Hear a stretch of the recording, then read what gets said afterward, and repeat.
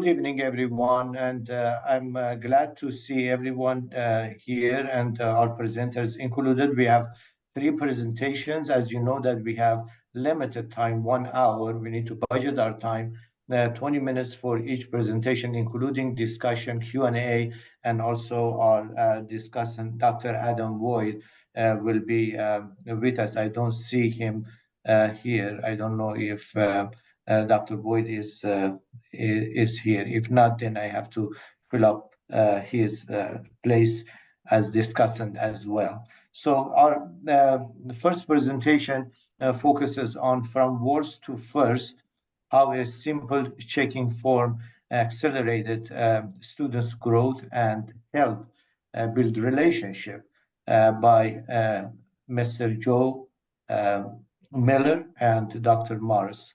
And I don't see Dr. Morris here, but probably he will join us later. And Adam is here. Hi, Adam. And for the second presentation, we have Ms. Judy Brown and Dr. Jeffrey Wanko. And the title of the presentation is the use of games, technology, and hands-on learning to strengthen logical and deductive reasoning skills. And then we have our third presentation by Ms. Amy Hoffman, focusing on what is the impact of using art to express feelings and emotion to help build a student's sense of self-awareness. As I mentioned, I will be the chair of the session, and Dr. Adam Boyd is this discussant, and he will use the last 9 minutes for bringing three presentations together in his final remarks. And also we have our staff here, Ms. Fangzuma Me, and I don't see the other. Yes, Marissa is here as well. So let's start budgeting our time. Let's start with our first presentation. Joe, floor is yours. All right. Well, thank you so much. Let me go ahead and share my screen. All right, where to go? Here. Okay. Can everybody see my screen? There we go with that. Yes. Okay, perfect. All right. Well, happy Friday Eve, everyone. My name is Joe Miller, and I'm in Port Clinton, Ohio. So if you've ever been to Cedar Point or Put-in-Bay, I'm right in that region. So for my action research project, I partnered with Dr. Marius Bobach from Cleveland State. And today I'm going to tell you how I started using a check-in form with my classes, with a class before quizzes and tests, and how much it accelerated student growth and helped build relationships. If you have any questions along the way, please just drop them in the question box. And as they mentioned, we will take care of those questions afterwards. I think we have a few minutes dedicated for questions. So as an English teacher, I'm probably more obsessed with data than most. I think you find a lot of math and science teachers that are, but since I started teaching 13 years ago, I really I track student data for classes. All of my students have individual data tracker forms where they're tracking the mastery of all of the different skills and standards within my sophomore English course. So with that said, it's important to note, and I think a lot of you know this, there are two kind of assessments. There's formative assessments and there's summative assessments. Summative assessments are like your test at the end of a unit. Informative assessments are those smaller kind of check-ins along the way. Sometimes it might be a short quiz. Sometimes it might be like an exit ticket or something like that. For today, I'm going to be talking about those formative assessments and specifically a very informal way of giving formative assessments. So my research questions that I came up with Dr. Bobach, I kind of explained to him how I use data in my English classrooms, and we came up with these questions. How does the current frequency of using formative assessments impact student learning in a sophomore English class? And then B, how does Mr. Miller's skill-based teaching support improved student performance in a sophomore English class by using a check-in form individually submitted by students? So Dr. Bobach kind of listened to everything I do, and he thought I was missing one informal piece before those assessments. And that's where we developed this check-in form that I'm excited to kind of share some of the results about today. Along the way, I read plenty of literature about informal formative assessment. I give a lot of formative assessments that I would say are more formal. They're quizzes and things like that. And so this was a great quote from the concept of formative assessment that said, formative assessment allows teachers to use strategies during the instructional process to determine student progress based on which to make any necessary changes. And that's what this check-in form was going to be all about. So let me give you some background information. Before I started this research project, I have 5 sophomore English classes. We're going to call them A, B, C, D, and E. They had all taken the same 3 assessments. We call them CFAs, Common Formative Assessment. It's like a fancy word for a quiz during this school year. And the average score on those 3 CFAs for the class that we're going to focus on, which is Class A, was a 67.7%, while the combined average of the other 4 classes, B through E, on those same 3 CFAs was 71.9. So you can see the difference between Class A and the other. The reason I chose Class A to be the focus for this research project was because they were my lowest performing class at the time in terms of these assessments. So here's what we did in terms of design. For the rest of these quizzes, these CFAs, through March of this year, Class A would receive a check-in form to reflect on their learning before they complete the quiz. Classes B through E did not receive the form. The purpose was to determine if this added layer of what I mentioned earlier, informal formative assessment, would positively impact my students' learning. So let me give you a little insight into these questions that they would answer. My class is very skill-based. I think a lot of English classes might be like thematic units, or it might be more like certain eras. Mine is more skill-based. So we tackle skills like maybe irony, maybe connotation at a time, and I track my students' mastery. So for this particular one that we started with, we were learning about conflict and plot. So here is the responses from the first check-in form. Do you feel you understand the skills that will be assessed on this quiz? You can see 72.7% said yes, 27.3% said no. The next question, do they feel confident in their ability to write a multi-paragraph essay? They had to do that on this quiz, and you can see it was about the same number that they felt pretty comfortable with the skills that were being assessed. Next, I asked them which resources would they use during the quiz, because I give them these resources in advance.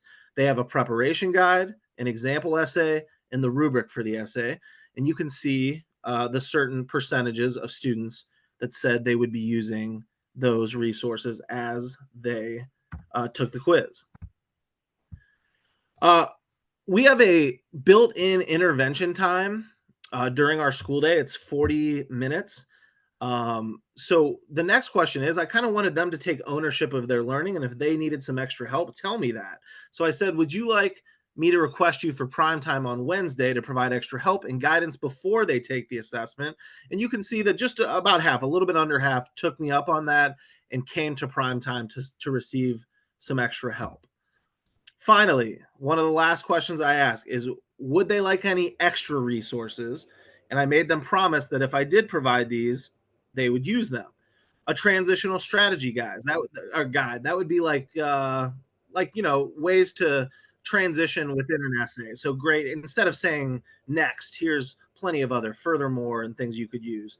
Audio, they could get audio for the text, or an additional example essay from a previous student.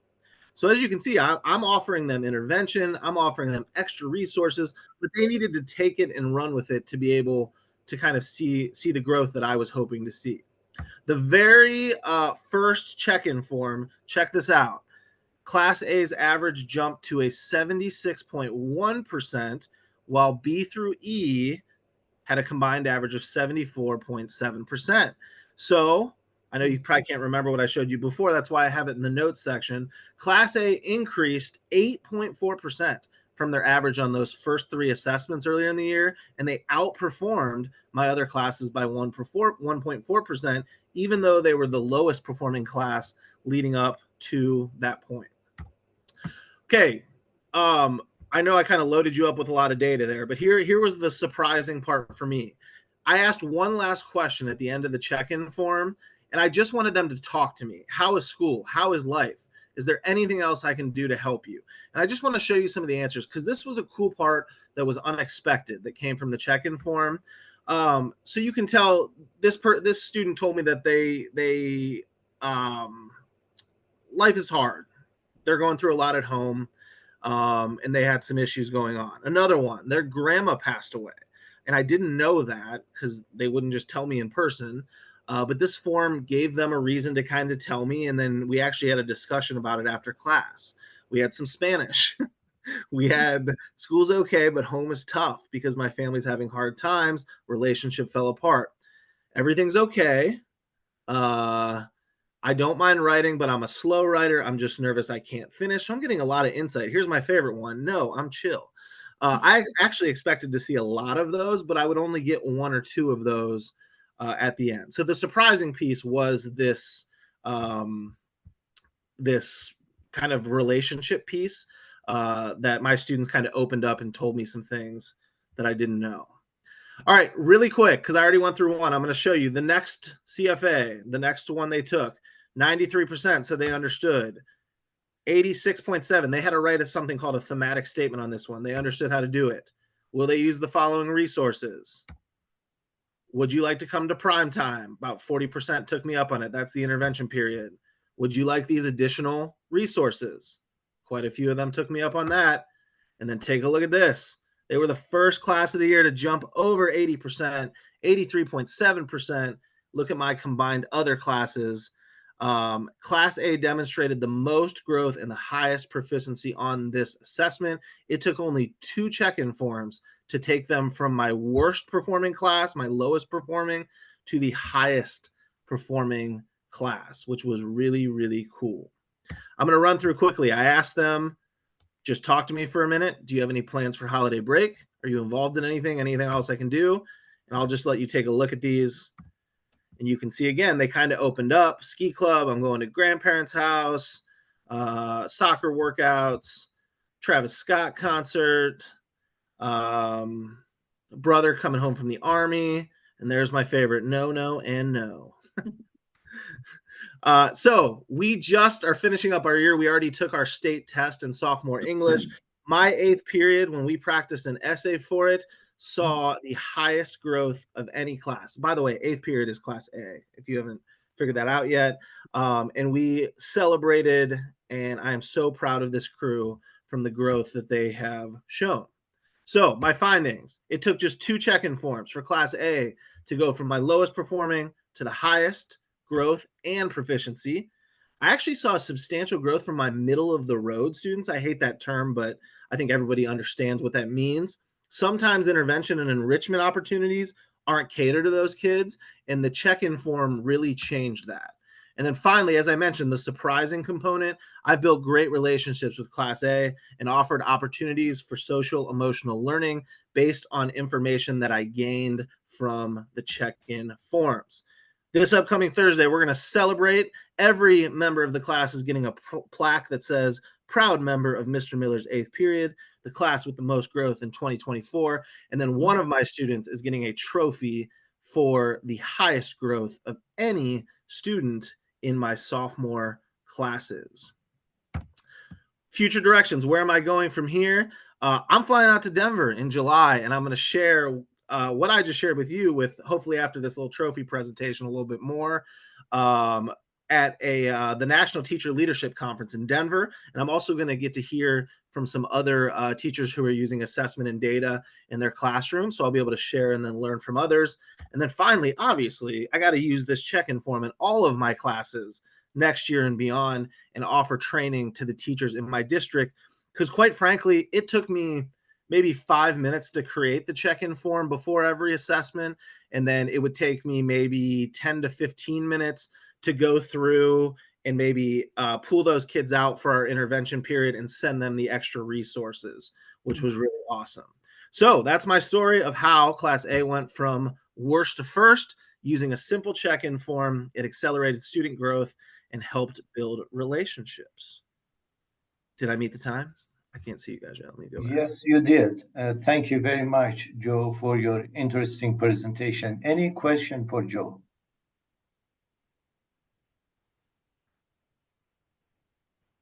Joe, Joe? this is Adam Boyd from Cleveland State. Hey, Thank Adam. you for sharing. I love just the simplicity of the intervention and the light touch and the research design that you used. I wanted to clarify so that I understand when students gave you feedback on the check-in form.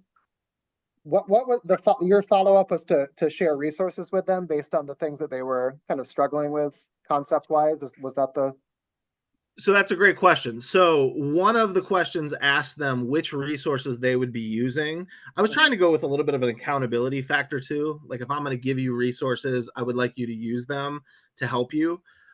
So I asked them which ones they would be using. And then I also followed it with, what if I offered you these additional resources to help you? Would you use them? And then we kind of had a rule in my class that if I offered them, like I needed to see you using them. To help you improve. So as I mentioned, it might have been another example student essay from the past to kind of help them structure their own. It might have been a transitional words and phrases guide to help their essay writing. It was just different resources. I would say that calling them out for the intervention time was more of the time that we would specifically address the areas that maybe they were struggling with. So you did spend some personalized time with them during that intervention period to address them? Absolutely. I see. Okay. Yeah, the great. the student that had the highest growth that's getting the trophy, she asked me to be requested for the intervention period every single time on the check-in form, and she by the end she was barely passing and sometimes not passing the assessments in that first quarter, and she on her last 3 got 100%, which was awesome. That's awesome. Yeah. Thank you. Any other questions? So you have anecdotal data too. I mean, the students told you how they were. Yeah, anecdotal data, absolutely. And I think what was appealing to them is they kind of thought, since they were the only class that was doing it, I told them they had to keep it a secret from my other classes. So they thought they were kind of cool, and they got they were getting extra help and nobody else was. So I can't play that game next year when I'm going to use it for all of my classes. But they were really excited. And I think for them to see hey, if I'm accountable and I tell him I need help, and maybe sometimes they don't want to go up and tell a teacher in person, or they don't want to raise their hand in class.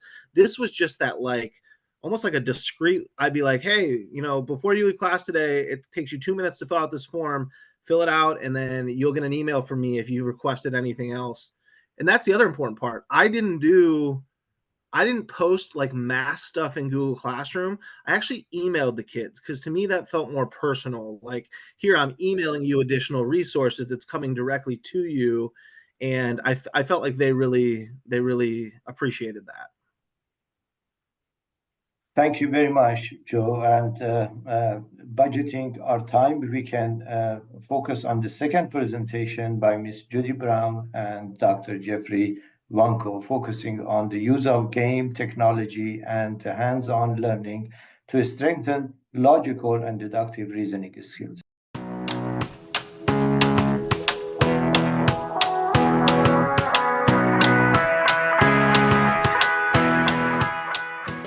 Floor is yours. Okay. I'm Judy Brown. I am a mathematics teacher, grades 9 through 12. I teach math 9 and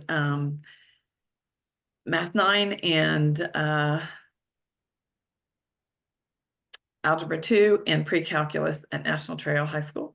And I'll let my professor introduce himself. Sure. So my name is Jeff Wanko, and I am a faculty member in mathematics education at Miami University. So I've been working with Dr. Wonko in the past and taken my pre-calculus students to Miami University to work with his pre-service teachers. But this year, there was a class created at our school actually last year. This is my second year teaching it, called Math 9. And it's students that are economically disadvantaged, that have, many of them are on individual education plans or 504 plans. And the goal to create this class was to give them another year of learning and maturity before they go into Algebra 1 next year as sophomores, and to help them prepare for the end of the course Algebra 1 exam. So I took my class in the fall to Dr. Wonko's. The goal was, I have long believed that hands-on learning is probably the best. But he agreed to help me, and I'm so thankful to work with, to find out if using games, using technology, using hands-on would actually help them develop deductive reasoning skills. Mm-hmm. So, and what kind of led to this specific topic was the intervention specialist, and I taught this class last year and didn't feel like we were very successful in meeting the goals that were hoped to see. So we actually, at the end of last year, for this year's class, we met with the middle school teachers and we asked them, what is it that you want to see? What do you think? Instead of looking forward to the teachers that hadn't had them yet, we looked back to the teachers that had had these students. And they said their greatest need really is for logical and deductive reasoning skills, because they're not able to discern whether an answer is reasonable or not. And they just lack numeracy or number sense skills to do problem solving. So like I said, for a long time, I've taught really and for 40 years, I've used hands-on manipulatives and graphing calculators and technology. But I know the 3 learning modalities, the hearing, seeing, doing, that those combined, students can see it or hear it and not remember. But when they do it, I've always believed that they retain knowledge. Definitely the classroom's more engaging, more conversational, students are more involved. But do they think critically based on these things? So this data allowed us to look into that also. And just a quick aside also with that, Jerome Bruner's work from the 60s and 70s, where he was beginning to talk about different modes of representation that students use, really resonates here with what Judy was just talking about. We talk about kids developing from an active representation, where they're physically hands-on manipulating things, onto iconic, where they're drawing pictures or looking at pictures, and then finally with the symbolic representation. And one of the problems that we have in mathematics is that too many times students and teachers jump to the symbolic, the third and final representation, without thinking about the building that needs to be done with both the iconic, the pictures, and then the inactive, the hands-on stuff. So what Judy really wanted to do was to start at some of those earlier stages of types of learning and build up to the symbolic representation, which we will get to in just a little bit. So this was our timeline. In October, we did a pretest with the Math 9 class, and it was an online deductive reasoning test. Now, 5 years ago, I'd gone to Africa during the summer and taught there. And my IT director sent me with 10 computers. I have been working on a curriculum structured this way for the 6 middle school, junior high, and high school textbooks for about the past 10 years. So I was 5 years into the project when I went here. And so I took computers. I took 3 of the books that were done as far as guided lesson notes, practice problems, and then videos for the lessons. And when I went to Kenya, they lacked math teachers. So they had a projector and they were able to project the lessons given the computers. And the science teacher was able to just teach science while I would teach math even after I left.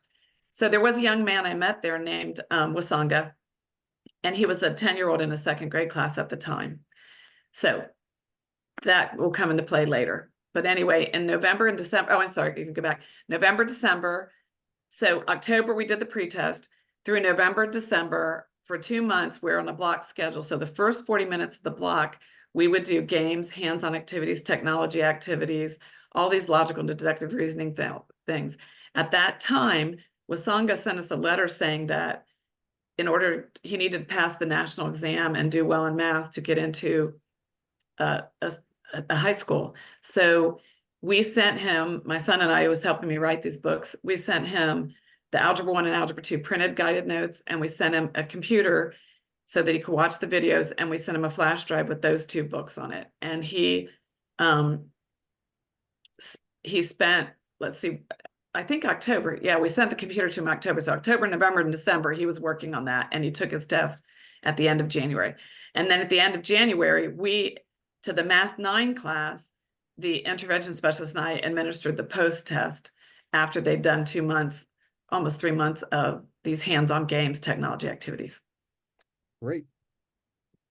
So, and I want you to know, they never saw any of the pre-test problems again until the post-test. We didn't do that.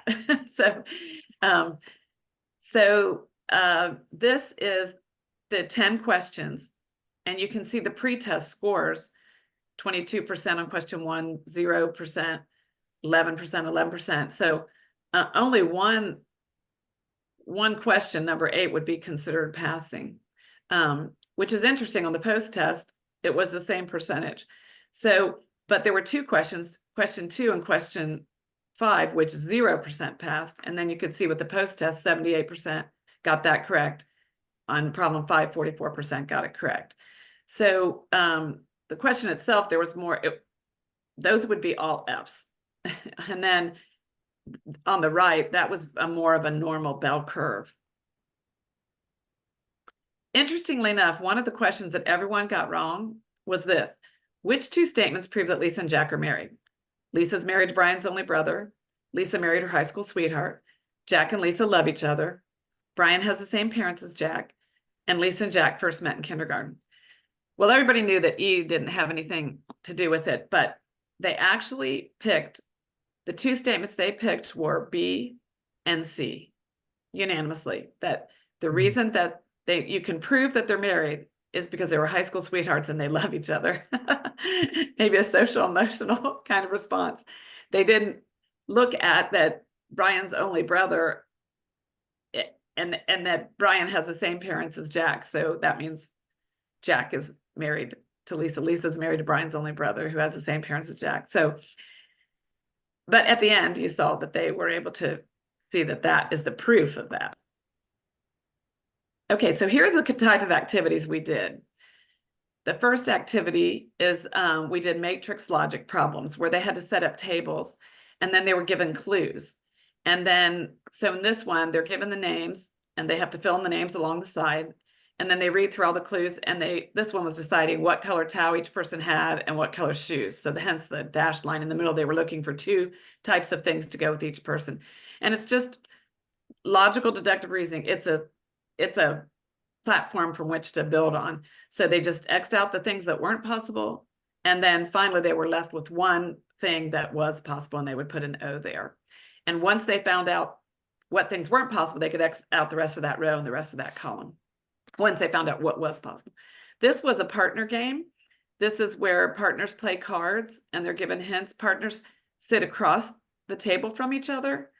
And so this was a little harder because there aren't certain specific, like top and bottom, there could be a rotation of that right across from left. So that made it a little more complicated for them. But that was another type of problem we did. Circle logic. We did syllogisms. I'll let Dr. Wonka talk about this one, but I do want to talk about one student after you're done with this. Sure. So a number of the other things that Judy wanted to work on with her students are related to some what I call language independent logic puzzles, which come from a lot of different countries, but primarily there are a lot of these that come from Japan. We'll look at a couple of examples of some Japanese puzzles later. But the idea here is this is a typical a puzzle where the students are given some clues about where all of the ships in the fleet lie, and those clues are given on the outside of the grids. You can see the numbers that are given there tell you the number of ship pieces that are in that row or in that column, and your goal is to place this whole set of ships, 1 battleship, 2 cruisers, 3 destroyers, and 4 submarines in the whole grid. And so using logic, going back and forth, trying to discern where each of the ships needs to lie, with the one additional clue that no 2 ships can touch each other, which, blows out of the water. One of my favorite strategies when I was playing Battleship against my sister when I was growing up would have been to put the ships right next to each other to confuse the person. But anyway, in this version, all of the ships have to have some water separating them. And it's really kind of interesting because you're given some initial starting clues there about where the ships would be. And just using that and deductive reasoning, you can figure out where all of the ships are in the fleet. So Judy. The one student I want to talk about is, I'll call her an elective mute. She does not talk. And when you ask her a question, her mouth will move and no words come out. And she'll look down. So whenever we do group activity, she tends to just sit right beside me. And now she'll whisper in my ear. But when she played this and was getting all of them right, she was out loud telling the students all of the steps that she was doing, the strategies which she was using, which was amazing. The students were thankful to hear her voice. So that's wonderful anecdotal story. That's awesome. Another one of the puzzles that Judy used with her students is known as Hashi Wokakero, which I'll tell you in a moment what that means in Japanese. But one of the other strategies that she would use would be to show students an example of a puzzle and then its unique solution that is shown on the right. And before going over what all the rules are, like what we did with Battleship, would be just to say to the students, what do you think some of the rules are? What are some of the things that you observe? So this is, in mathematics, we talk about a protocol that is known as notice and wonder. So this is a great example of that. Students, what do you notice about the example? What do you notice what's going on here? What does it make you wonder about? And through that, then the students started to decide to think about what they thought all of the strategies or all of the rules were. And they notice things like, for example, between any 2 circles that are drawn there are either 1 or 2 lines that are connecting them. All the lines are horizontal or vertical. None of the lines cross other lines or cross any of the circles. And finally, the big notice that people make is that the number that is in a circle is exactly equal to the number of lines that go to that circle. So when you see the 3 up in the top left-hand corner, there's 1, 2, 3 lines that go to that 3. Or when you see the 6 next to it, there are a total of 1, 2, 3, 4, 5, 6 lines. And all these lines are either in single or double lines in various places.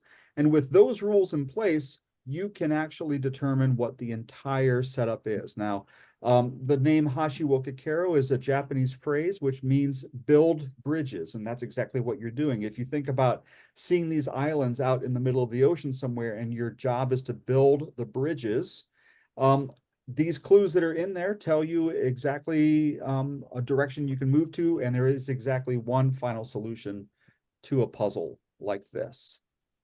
And then I think we're going to have to, it looks like we're down to 1 or 2 minutes. All right. So I'm going to Right. move quickly. Other types of puzzles like Shikaku, another Japanese logic puzzle.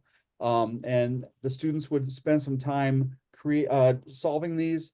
And then even one of the students in Judy's class looked at how to even create some. So these are ones that some of her students created. And that's a wonderful thing when they do that. This is just a challenge problem, thinking out of the box, and you can show the solution to that. But okay, so what I'd like to talk about is you go ahead and talk about this. Yeah, we just did a quick t-test just to show that there was a significant difference in the students' final scores when we broke them down by students.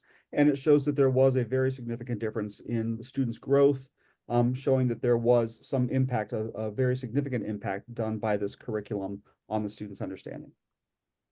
And then the last thing I'd like to say is for 10 years, I've been working on these 6 books. And so thankfully for this grant, I was able to buy hands-on materials for my own students, but I was also able to buy computers, hard drives, and projectors to send this curriculum to several countries.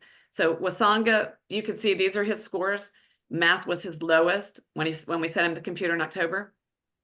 And then you can show the next slide. And now you can see when he took the test, math 82 was his highest score. And next slide, not only did he get into school, but he got into the best school in Kenya. So we're very thankful for that. And now thankfully for the grant, we've been able to send, like I said, computers, hard drives, and projectors to Nepal, India, Sri Lanka, Kenya. And I've been, my friend who works with educational institutions all over the world, Shakila, she's been setting up Zoom meetings with me over spring break and every Saturday to train teachers. And so in all these countries, teachers have been trained, and these people have been going there and taking these materials to them. And so I guess I have a Zoom call this Saturday to an Amnesty International organization.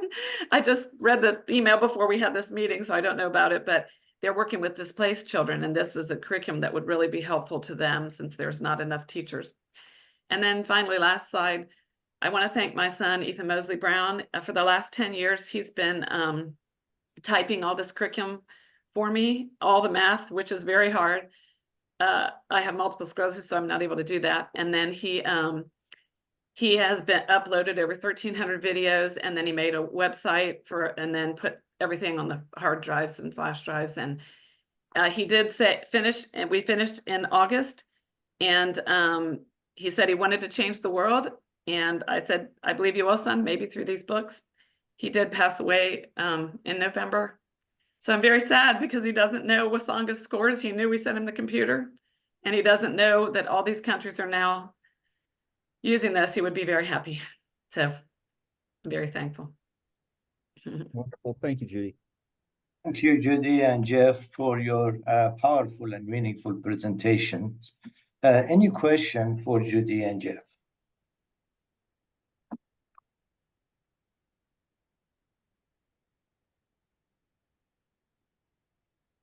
As D'Ambrosio, mathematics educator, Brazilian mathematics educator, says, education is an act of love, and mathematics teaching and learning is not different. And you demonstrated here through your action research, that act of love, and we deeply appreciate your contribution. Any question? Well, thank you for referencing Ubi D'Ambrosio. He was an outstanding teacher educator, mathematics educator. I've met him several times, and I was a colleague of his daughter's who also taught here at Miami University. So thanks for that reference. Yes, he was a leading a mathematics educator focusing on ethno-mathematics, integrating history, culture, and mathematics. And thank you for sharing your research story with us. If we can move on to, if you don't have any questions, comments? Let's focus on budgeting our time. Let's focus on our third presentation by Miss Amy Hoffman, focusing on what is the impact of using art to express feelings and emotions to help build a student's sense of self-awareness.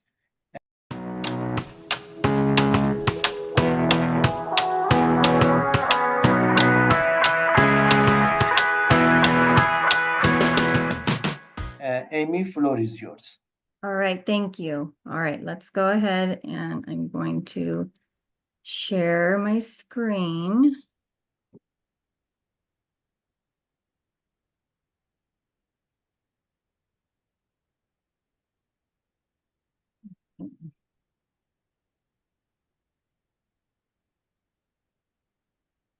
All right, are we in there? Yes. Yes. Okay. I'm a little nervous, so we're just gonna, I'm just gonna breathe. First of all, welcome. Thank you for being here today to listen to how I use SEL and art to enrich the lives of my students. My name, here, let me push this up here so you don't see that. My name is Amy Hoffman, and I am a 9th year art teacher. And I teach high school, I teach all levels of art, and I've taught journalism and ceramics. And I've also taught kindergarten, 1st grade, and 2nd grade. I have been nominated as the Teacher of the Year this year at my district, and I was just celebrated last night in our whole Kern County, and that was amazing. But I'm here, the reason I am here is because I am a recent graduate of National University and Sanford College of Education, and I got my master's degree in SEL, and I am a huge believer in sharing with my students the love I have for art, and my daughters, and just anyone making that connection. So let's go ahead. Can you see this thing on the screen? Maybe move that Yes. over. Okay, here. All right. I don't know if I can move that. Oh shoot, let me go back. Okay, so this is my my action research project in National University. We were asked to create an action research project. And so for me, this was more than an assignment. This is my life. I go to work every day, and sometimes I feel that other educators don't value what I do as much as a science or English or math teacher, because they say things like she's just coloring in there, and you know, I'm often a babysitter where all the naughty kids get sent to me. And I can gladly say that I have no behavior issues in my class. And I get all the kids that come with all these behaviors. And I really feel that it is because of the way I run my class and how I treat my students. So my research question was showing, trying to prove that by using our feelings and emotions through art, how it can deepen our sense of self-awareness and understanding who we are. So the main problem that I feel and I see on my campus is the lack of emotion regulation. Students come into our classroom every day, and they don't walk in holding a poster board telling us exactly what is going on in their lives. They usually tell me once they sit down, but in most classes they don't. And we have to guess what's going on. And we expect our students to come in and sit down and behave and get their work out, and to be able to focus and engage and to be excited about what we have to teach to them. But if they have these barriers in their brain, and they have all of these emotions and feelings swirling about, and they don't know what to do with them, then a lot of times they tend to turn to strategies that are negative, such as vaping or alcohol or drugs, or teen pregnancy, behavior issues, anger issues. They don't know how to interact with one another. They don't know how to make eye contact with one another. And so my classroom is set up where my students sit in table groups of 6, and they are forced to kind of interact with one another. They don't work on a project all together necessarily. They work on their own, because most artists like to work on their own work. But they grow and they blossom, and these behavior issues tend to dissipate when we start to integrate SEL into their lives. So I feel that art is just one amazing strategy that we can use to help our students think about these hurts and these traumas and these things that they're going through in their life, whether it be a loss or a relationship issue or a language barrier or a developmental barrier. And so art is universal. It is inexpensive, and it breaks down those barriers that sometimes our kids that don't have that developmental level. I have a lot of special education kids in my class, and a lot of those kids, it gives them an opportunity to shine, and for other students to be able to see the wonderful qualities that they have to share with the world, because they often are just very quiet. And same with our second language learners. They don't have that vocabulary. They don't have that written language to be able to speak to us.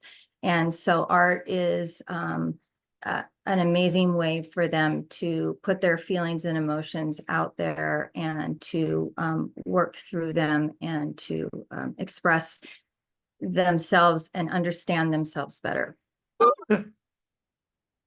For me, art has helped me tremendously because I was in a horrible car accident with my dad when I was 20 years old, and we were left for dead in a field. And I had to give CPR to my father, and I couldn't locate him at first. And so I don't walk around sharing my story all the time with my students. Some know, some don't, but I have a lot of hurts inside of me because of I was awake and I was driving, and I was the one that he hit, and my dad was asleep next to me. I was his designated driver. And so art has helped me to be able to let those feelings and thoughts out and to really understand who I am. And art has given me gifts for this world that I never thought were possible. And so I just think that it has taught me more about myself than anything else could have. Oh, shoot, I went backwards, sorry. So this right here on your screen is all of my literature that I cited in my action research project. It was very long. I spent months and months searching and sifting and meticulously going through data to support my action research plan, because I wanted to make sure that what I was doing and what I was saying was true and honest, not just what I felt. And so this is all of the literature here that that is all about self-awareness and art and the expression of feelings and emotions working with students. This right here is just 1 month of research from me, and we're going to dive right into my methods and procedures. Oh, sorry.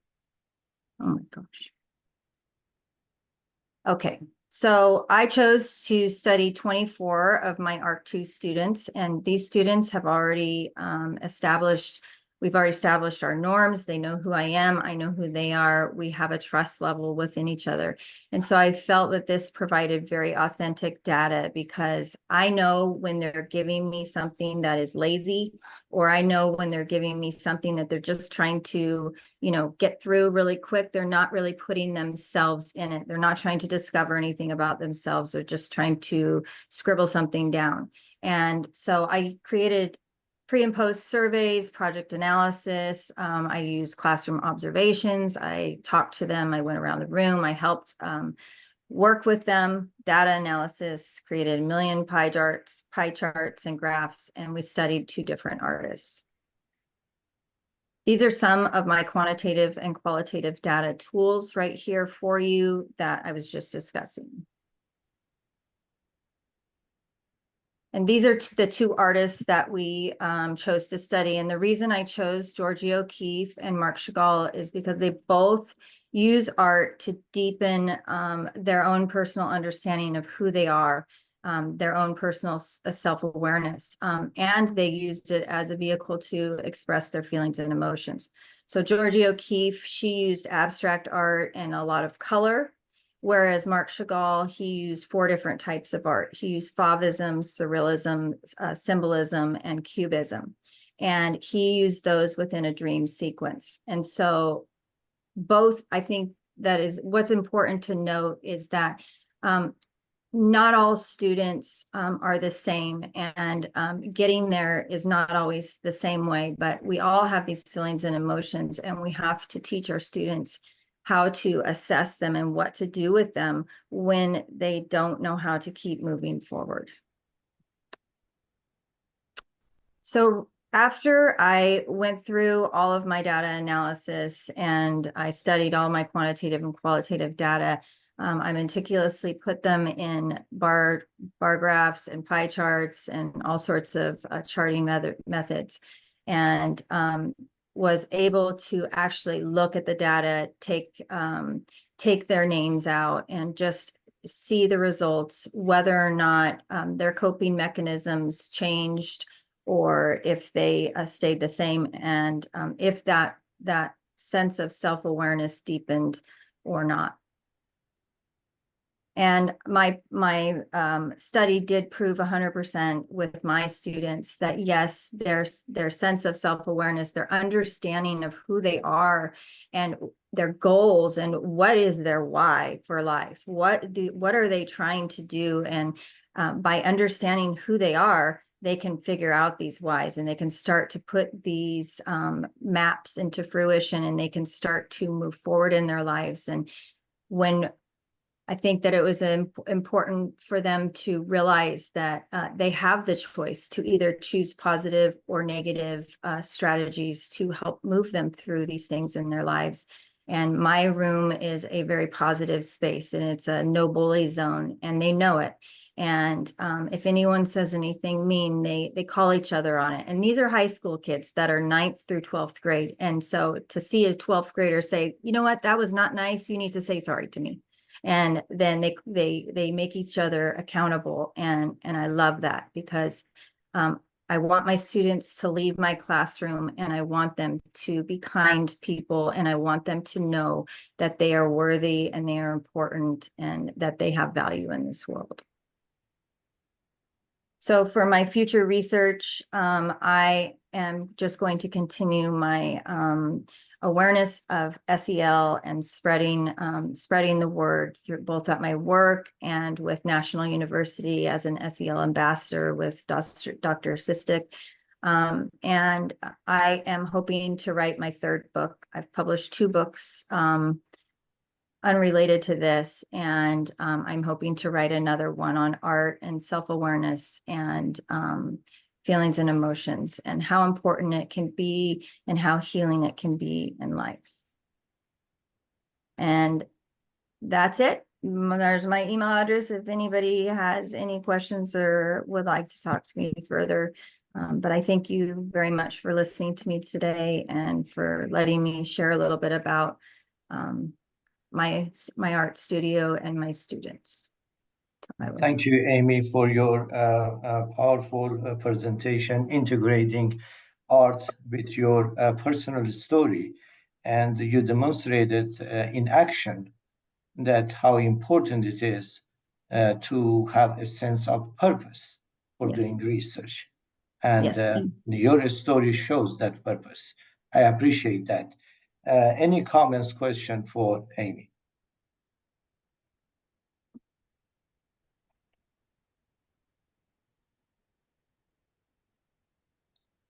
I have just one very quick one. Amy, can you share with us the titles of your 2 published books?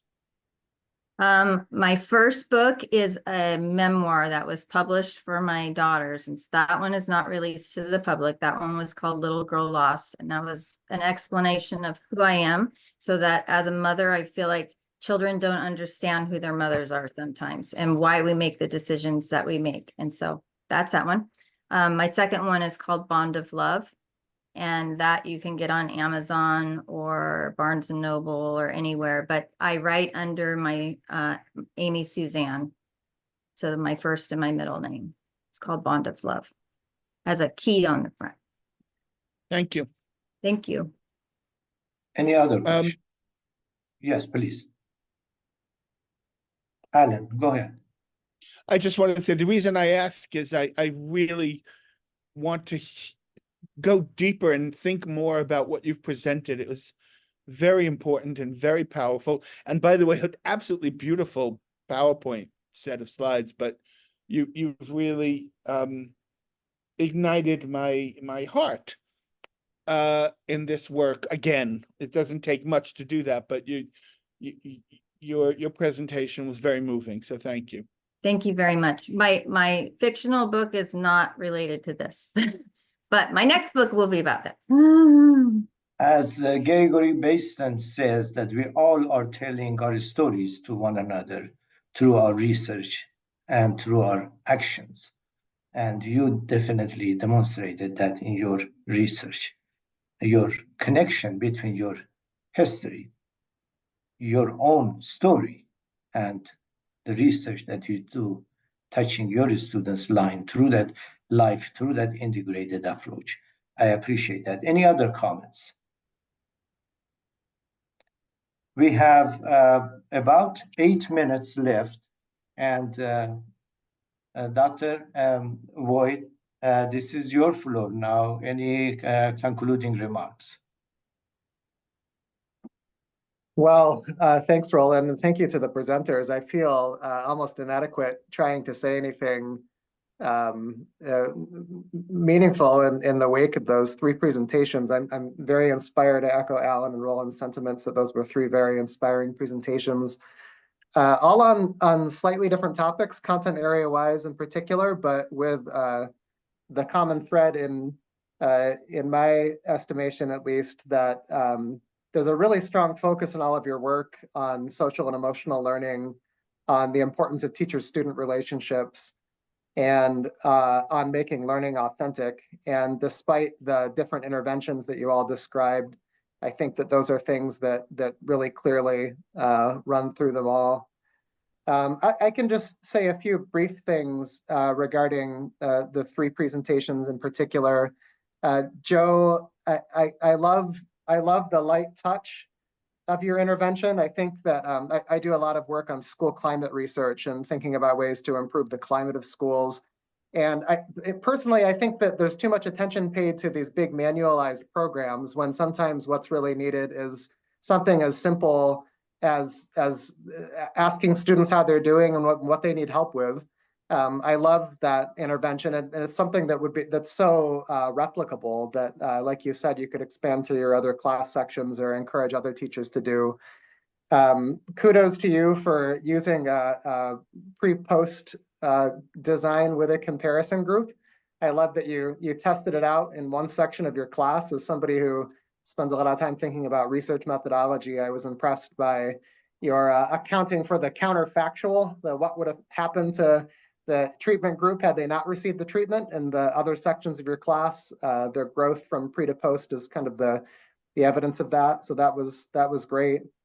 I was really keyed into the intervention itself that you used, and I was asking myself in my head as you spoke whether it would be scalable. Is this something that you could provide to all 5 of your classes? And it sounds to me like it is, based on the way that you've kind of structured things and provided resources that students can use on their own. So I'm really excited to see what happens with your with your next step as you try to move it into the other 4 sections of your class to see how that works. And I hope you have success in getting some of your colleagues to test this out as well. I think I was really intrigued by the open-ended question that you asked. And I felt like this really connected a lot with Amy's presentation, in the sense that it really elicited some facts and experiences from students' personal lives that they clearly were eager to share. And I think it really emphasizes the need that students have to do that, the desire that they have to share and want to be heard. Just giving them a simple prompt on a questionnaire elicited a lot of really powerful responses from your telling. And I think you made the point too, Joe, that through that sharing, even though it was done in some cases on a forum in a kind of impersonal way, it did kind of improve your relationships with your students. And you kind of pointed to that as one of the outcomes of that intervention, which I think is really interesting. It had both the academic impact and also maybe it enhanced your connection with your students on more of an emotional level. So I love that. There's a common school climate intervention called check-in, check-out that is kind of focused more on addressing behavioral issues in classrooms, where teachers are assigned to a student or a group of students as kind of their champion that they just make a personal connection with on a daily basis. And some of your intervention reminded me of that. So I love that. Judy, I love your focus on conceptual math. I have a 10-year-old who's really good with math conceptually, and he has a teacher this year who's very focused on making sure that he follows all of the steps in the textbook to get the correct answer. And we're kind of butting heads a little bit in terms of approach there. So I really like the focus on deductive reasoning and really trying to make sure that students that they get it. I admire that angle. And I like that you, again, like Joe did, we're using pre-post assessments. A great way to assess the degree to which the intervention was working. And the international context was really intriguing to me too. I think it would be interesting to dig into that more and see how some of the approaches that you're using are translatable, the degree to which they're universal across contexts. I think it would be interesting to explore that more and see what kind of applications you might find and see what differences there might be in using that approach in different contexts. So the last thing I'll say about yours, Judy and Jeffrey, is that I'm not a math specialist, but I do partake in lots of conversations about how to promote so-called 21st century skills like critical thinking. And I think oftentimes those conversations end up being very high level, and folks have difficulty getting into the details of how we promote those types of things. And so I think that the strategies that you showed today are really great examples of how to do that in a very concrete way. And that's very appreciated. Amy, I want your slides. I want you to give me a personal training on how to design a presentation in a compelling, attractive way. That was marvelous, truly an art teacher. I think that your sensitivity to the social and emotional lives of your students is really admirable. And I just love how you're using art as a vehicle to pull those things out, to create spaces for students to share. I think art is in some ways, as you described, the ideal content space for social and emotional learning to occur. And the way that you're doing it is very creative, and I think a great model for other teachers and teachers outside of art as well. I mean, I think there are applications for some of the things that you discussed in other types of content area courses. I was reading an article recently by a scholar from Harvard, Emily Meehan, who was criticizing social and emotional learning at the high school level in particular. There's a lot of evidence that shows that social and emotional learning interventions, the commonplace ones, are pretty effective for elementary school students. But for high school students, a lot of social and emotional learning programs, the manualized ones, are viewed as kind of lame or inauthentic, condescending. And I think the approach that you're using by creating authentic ways for them to express themselves through art is a great way to realize SEL at the high school level in particular. We just started a SEL committee on my campus, and I'm co-chair to that. And we are going to implement that next year, daily into our classes. And so it's exciting to see happen. I mean, the research on SEL at the high school level really emphasizes the importance of allowing students, giving them the agency to kind of dictate the way in which their social and emotional learning will occur. And I think your approach really helps realize that. Adam, we are told that we need to leave the breakout room, and we can continue our conversation maybe after, if we have a couple of minutes after the session is over, because they are asking us to leave the breakout room. But it was a great pleasure to have these three powerful presentations for us to participate in and contribute to our questions and our comments. As old saying that you cannot teach me if you don't know me, and you are touching your students' life in progress. So thank you very much. Let's join to our whole group. Have a great evening.